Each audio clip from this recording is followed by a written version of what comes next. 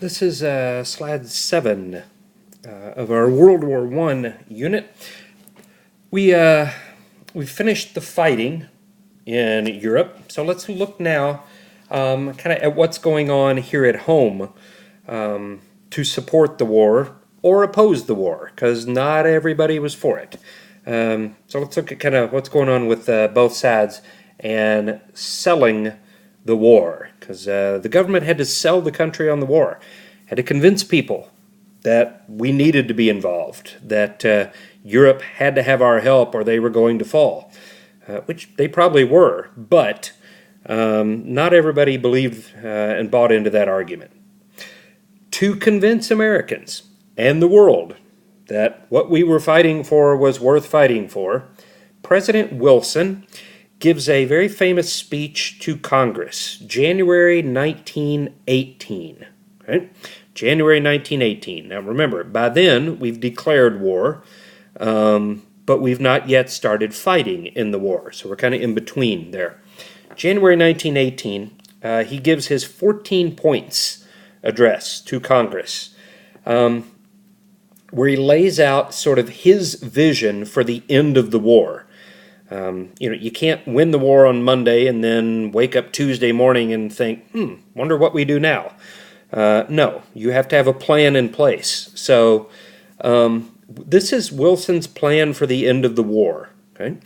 We're not going to go over all 14 points. A bunch of them involve, in fact, most of them involve redrawing boundaries of countries. We're going to break up the Austro-Hungarian Empire, and we're going to break up Germany and all of that.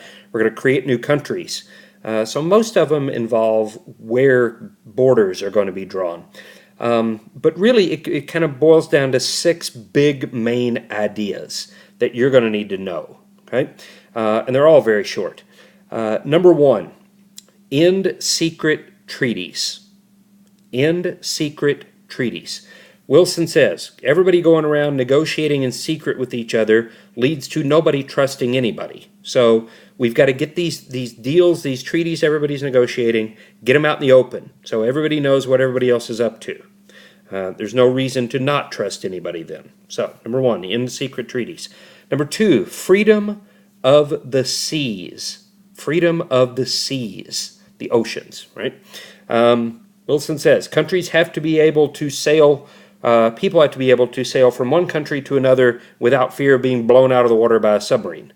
Countries have to be able to move goods between one and another without fear of being attacked. So freedom of the seas. The seas can't belong to anybody, right? Number 3, pretty simple, free trade. Free and open trade among anybody you want to. Because countries that do business with each other typically don't go to war with each other. So free trade. Right? Number 4, reduction of armies or reducing armies. Remember, one of the causes of the war here was militarism. Countries building bigger and bigger and bigger militaries. And if you build a big military, the first thing you want to do with it is go use it. So he says, we have to reduce the size of armies. If countries don't have big armies, they tend to not pick big fights. Okay? Number 5, he says we have to end imperialism, end colonialism. We've got to stop taking over other nations. No country wants to be run by another one. So we've got to start letting countries control themselves and have a say in their own future. So he wants to end imperialism and end colonialism. Those are the first 5, okay? The 6th point was Wilson's, actually it's his 14th, the 14th point, but it's the 6th one we're talking about. And it was his most important one of all of them. This was his most important. He wanted to create what he called a League of Nations. Create a League of Nations. Right? This was how Wilson viewed it was sort of an international peacekeeping body. It was a place where countries could go to settle their disagreements with each other peacefully, right? Without, resorting to going to war to settle a dispute. So a League of Nations, an international peacekeeping body. Okay? That was his most important one. Now, to convince the country and the world that he's right, right? And to convince especially America that we should be fighting this war, Wilson creates what he calls the CPI, stands for Committee on Public Information. The Committee on Public Information. Okay? It's a propaganda committee. It's set up to convince Americans that we need to be fighting in this war. Okay? The Committee on Public Information. It is run by a man named George Creel. And Creel was an advertising man. He was in advertising. That's how he made a living. Running ad campaigns for companies, selling things. So Wilson figures, well, I got to sell this idea to the country. I better get an advertising man. So he gets George Creel. Okay? And Creel uses all sorts of different tactics to convince Americans that this war is worthwhile. The first one is a group called the 4-Minute Men. 4-Minute Men. Okay? These were 75,000 American men, 75,000, that were trained in public speaking. Okay? And they went out to big cities and small towns all over the country, and they gave short 4-minute speeches to promote the war, to get people fired up about this war, to convince people that we are in the right and it's worth fighting for. They'd hop up onto a stump or a porch or whatever, a wall, and they'd give a very patriotic, rah-rah-rah 4-minute speech. It wasn't anything you had to stand for hours and listen to. It would be on one topic, and then along comes somebody else later and they do another one on another topic. But it's to rally support for the war. The 4-Minute Men, very, very successful, maybe the most successful of any part of this. Okay? Creel is also going to use propaganda. Right? Now, so that we are all working from the same basic definition, propaganda is one-sided information. They only tell you one side of the story. Okay? They only tell you how great we are. They don't tell you about any of the problems we're having. They only tell you how bad the Germans are. They don't tell you anything positive about the Germans. So you only get one side of the story here, one-sided information. Now, propaganda could take any number of different forms. Posters, movies. Hollywood got into it here and started making Hollywood war movies where the Americans always win, the Germans always lose, and the guy always gets the girl in the end, right? Patriotic music, songs were made to, support our boys in blue, fighting in Europe, fighting the German Hun. And speaking of the Hun, a nickname for the Germans, here you see a propaganda poster. Halt the Hun! Germans are barbarians. Right? And here you see the American soldier stopping the German from attacking this poor woman and her child. Halt the Hun! Right? I've mentioned the term propaganda posters here a couple of slides ago, several times. This is what it is. Posters meant to play up your side and play down the other side. Okay? So movies, music, posters. Right? Big three propaganda. Volunteerism. Very few laws were passed to force people to support the war. Some were, but very, very few. For the most part, Creel and the CPI depended on people voluntarily getting in line and doing their part out of their patriotic duty, right? It was your patriotic duty to support the boys that are fighting for our country and all of that. And it worked. For the most part, people did step up and do their part, right? So much so that Creel was almost too successful at what he did.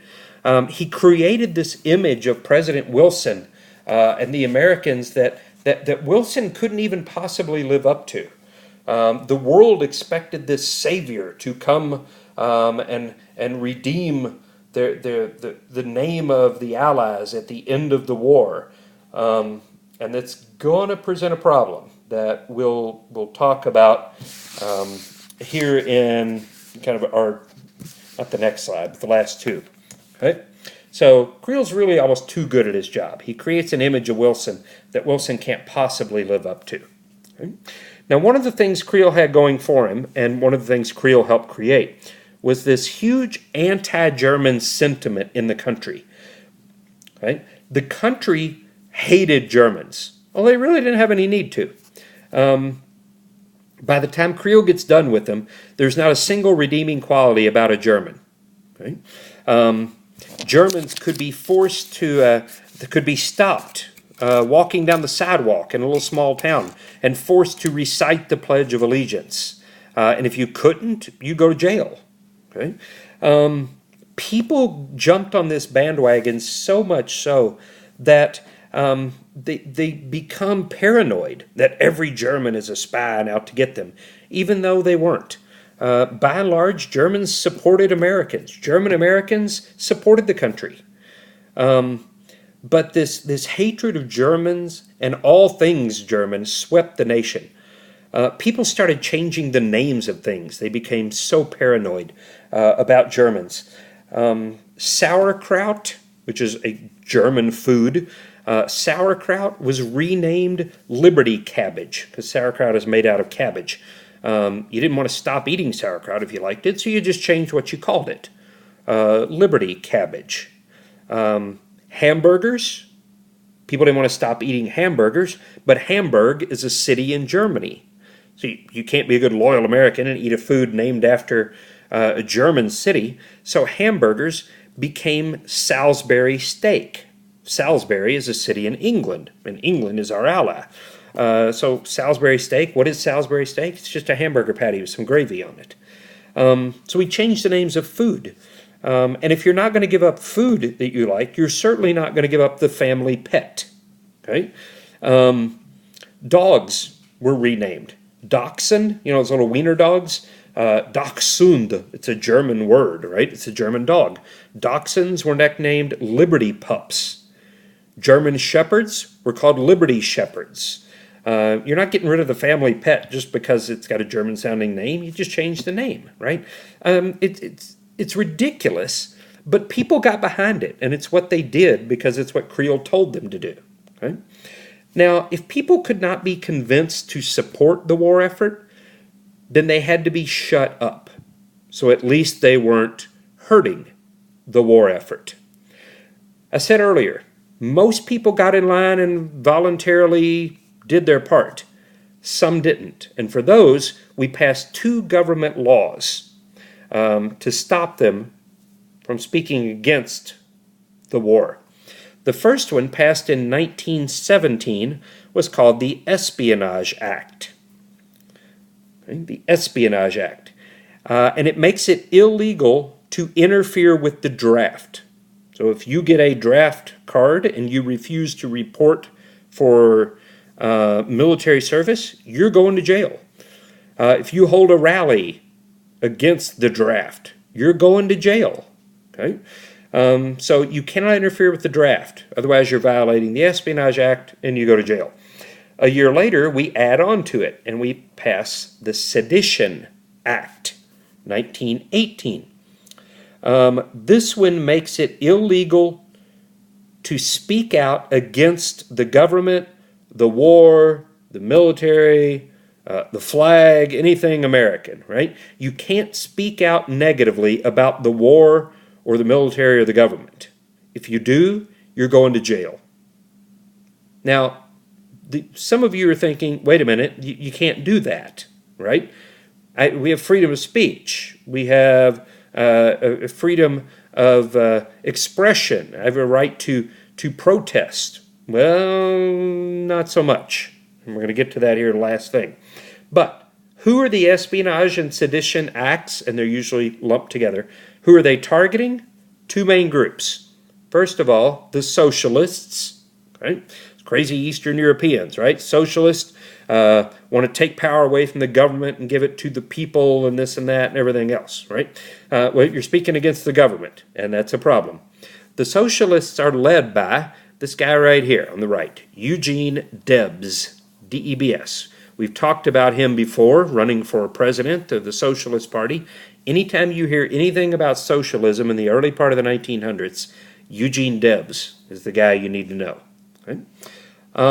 And secondly, they are targeting a labor union, the IWW, the Industrial Workers of the World.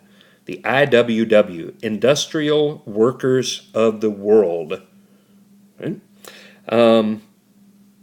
They are led by William Haywood, sometimes known as Big Bill. Big Bill Haywood leads the union here. Now, it's a socialist union. You see the poster here, one big union of all the workers, the IWW. Right? They get a couple of nicknames. Sometimes they're called the Wobblies. I don't really know why, but Wobblies. The more fun one, the IWW, sometimes because they're always going on strike and shutting down everything, they are called the I Won't Works. IWW, I Won't Work, right? Because they're always on strike. But this is who the government's going after. Socialists and labor unions, and particularly the IWW, the Industrial Workers of the World. Now, they are going to challenge these laws, and one challenge in particular will make it all the way to the Supreme Court in a case known as Schenck v. U.S. Okay? A man named, I think it was Albert Schenck, but don't quote me on that, was arrested for violating the Espionage and Sedition Acts and appealed it, and it makes it all the way to the Supreme Court. Supreme Court rules in 1919 that the Espionage and Sedition Acts are legal. They uphold these acts. And essentially what their ruling says is that freedom of speech can be revoked. Your freedom of speech can be taken away from you when your speech presents, and here's the key, a clear and present danger to the nation. Clear and present danger. That's the key phrase that comes out of this ruling. If what you're saying presents a clear and present danger to the United States, then you can't say it. We are at war.